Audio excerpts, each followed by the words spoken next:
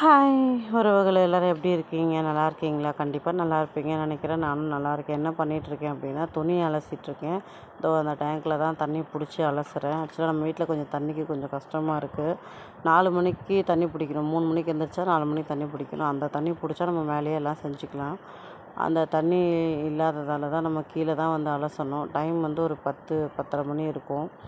அந்த டைமில் தான் வீடியோ எடுத்துகிட்ருக்கேன். ஸோ காலையில் எழுந்திரிக்கணும். நிறைய கமிட்மெண்ட்ஸ் இருந்தால் கூட தண்ணி வந்து ரொம்ப ரொம்ப இம்பார்ட்டன்ட்ங்க. என்ன மாதிரி ஏன் அப்படின்னா, ரொம்ப கஷ்டமாக இருக்குது. தண்ணி ஒன்று இல்லைன்னா நமக்கு தண்ணி தான் மெயினுங்க மொத்தத்துக்கு. தண்ணி ஒன்று இல்லைன்னா அவ்வளோதான், எதுவுமே இருக்காது.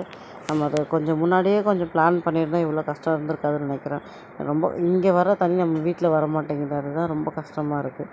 ஸோ வேறு வழி கிடையாது. ரொட்டீன் வேலை செஞ்சு தானே ஆகணும். அப்படி இப்படி அட்ஜஸ்ட் பண்ணிக்குவோம் மேலே. பட் துணி துவைக்கிறப்போ அட்லீஸ்ட் இது மூலிமா கொஞ்சம் தண்ணி சேவ் பண்ண முடியும்.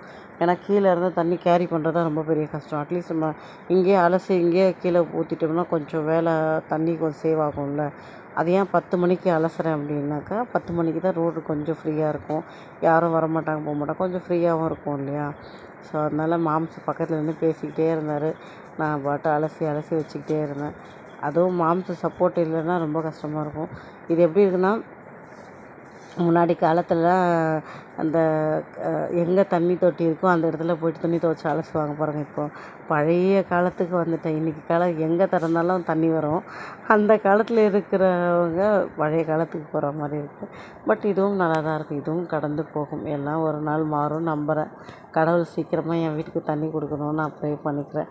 எனக்காக இந்த வீடியோ பார்க்குற எல்லோரும் ப்ரே பண்ணிக்கோங்க. தண்ணி இல்லைன்னா எதுவுமே இல்லை. நம்ம உடம்புக்கு எப்படி ஒரு மூச்சு காற்று தேவைப்படுதோ அந்த மாதிரி நம்மளுடைய அன்றாட தேவைக்கு தண்ணி இல்லைன்னா ஒன்றுமே இல்லை. பாய்.